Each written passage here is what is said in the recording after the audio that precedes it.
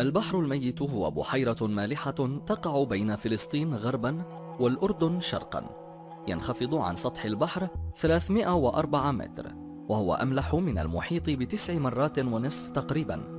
فقد بلغت ملوحته 34.2 درجة. نقدم لكم بعض الحقائق المثيرة عن هذا البحر الغريب. بسبب ملوحته فإن النباتات والحيوانات لا يمكنها العيش فيه، لذا تسمى هذه البحيرة بالبحر الميت، حيث لا تسكنه أي كائنات حية على الإطلاق. يبلغ عرضه 15 كيلومترا، بينما يبلغ طوله 50 كيلومترا.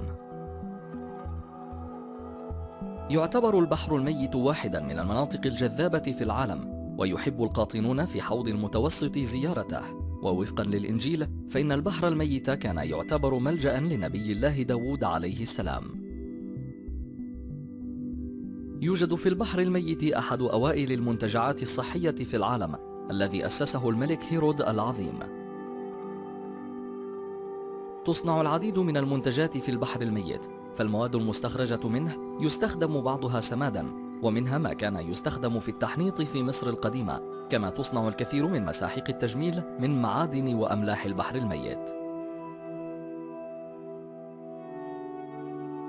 عند زيارتك للبحر الميت لا داعي للقلق بسبب السباحة، فلا يمكن أن تغرق به، حيث ستطفو بسهولة عند السباحة به، حيث تبلغ كثافة مياهه 1.24 كيلوغرام لكل لتر، وهي كثافة عالية جدا تجعل المياه قادرة على حملك بكل سهولة مهما كان حجمك.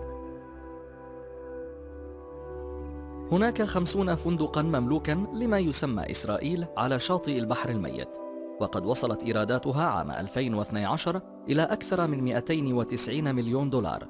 وهناك كذلك 9 فنادق على الجانب الأردني تحتوي على 2800 غرفة لخدمة الزبائن. على الرغم من عدم قدرة الكائنات الحية الدقيقة على التواجد فيه، إلا أنه يمكن رصد الفطريات المجهرية والبكتيريا في مياهه. يزداد تدني البحر الميت بشكل متواصل بمعدل متر في السنة، وحاليا يصل إلى 429 مترا تحت سطح البحر. والبحر الميت هو أعمق بحيرة ملحية في العالم بعمق 304 متر حاليا.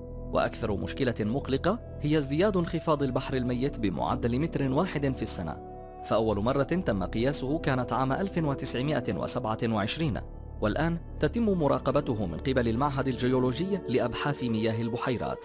وتشير الدراسات إلى أن مستوى المياه في البحر الميت قد انخفض أكثر من 40 مترا منذ خمسينيات القرن الماضي.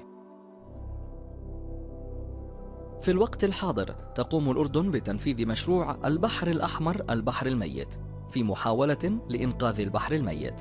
في ظل هذا المشروع سيتم تزويد المياه للدول المجاورة، والمياه المالحة سيتم إرسالها إلى البحر الميت لموازنة مستواه.